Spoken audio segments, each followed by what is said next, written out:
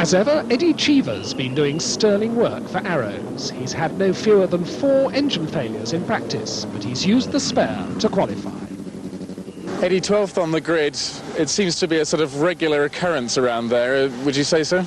Well, I think there's a few technical reasons for that, but yesterday we should have been a lot better than we were. It's a very difficult circuit to get a good time on, and you have to run in the same car all the time, which I haven't been able to do because I keep having to jump from one car to the other for engine problems. And there's always a lot of traffic. It's like a little Nürburgring. I mean, you have to get a clear lap in. But I think the race is going to be very difficult to pass.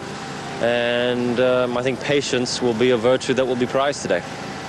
And you'll have the patience? I'm not known for patience, but I shall attempt to... I think you're going to have to watch, really, what everybody else is doing. It's very difficult to get around anybody because it's, like I said before, it's so tight and very quick. I mean, sometimes in a tight circuit like Detroit, you can get around somebody who makes a mistake because the speed is not that high.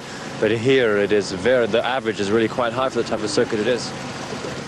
You've had a lot of engine problems, although the last few races it's been very reliable, in fact. What's gone wrong this time?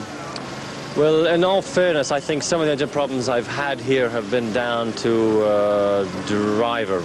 I mean, there's a lot of corners where you rush up. There's one corner you rush up in 6th gear at maximum speed, and you have to brake down to 1st. And one thing our engine does not like is being revved under braking. So I think I'm overdoing it a little bit there. I think we're actually maybe at the end of the season. The equipment is not quite as fresh as it should be. We're using the blocks a little bit too long. The problem we have is that the block of the engine moves around. Although it's quite a good engine when one considers how old it is. I mean, it has certain limits, and one of the limits that it has is the longevity of its blocks.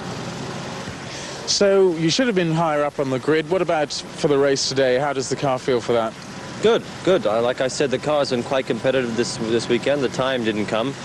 But I think everybody else is also capable of over-boosting or going past the 4-bar limit, which is something that we haven't quite figured out how to do yet.